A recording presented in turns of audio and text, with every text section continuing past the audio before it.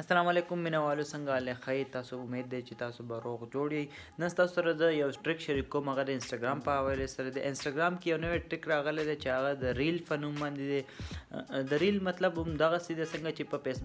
په فیسبوک مونږ ویډیوز اپلوډ کوو یا په ټیک ټاک یا په سنیک ویډیو دغه شانتي هم په انسټاګرام کې یو سایډ اپشن راغلی دی چې دغه په ریل په نوم باندې نو آیفون یوزر ته کوئی څه مسله نشته ځکه چې هغه ډایرکټ هلته نه اپلوډ کیږي ویډیوز په ریل باندې او په پیج باندې دواړه باندې اپلوډ کیږي خو دا مسله چې کوم ده دا راځي په انډرایډ یوزر ته کوم چې سامسنګ اوپو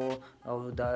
انډرایډ موبایل یوزر دی هغې ته دا مسله راځي ځکه چې هغه په هغه کې ډایرکټ اوپن کیږي نو د هغې لپاره زه ستاسو سره ټریک شریک کوم چې دا به موږ څنګه اوپن کوو زموږ سره اوسئ نو اوس ګورو چې موږ خپله ویډیوز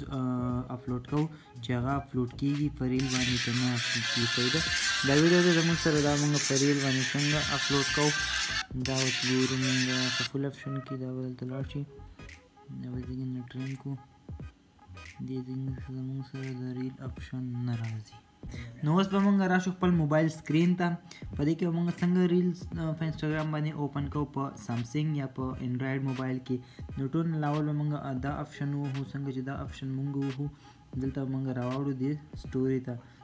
چې څنګه موږ راوړو بره دا سیټینګ اپشن چې دی په کونه کې دغه به ووهو دغلته مخامخ سټوري لایو او ریل لیکلی دی بره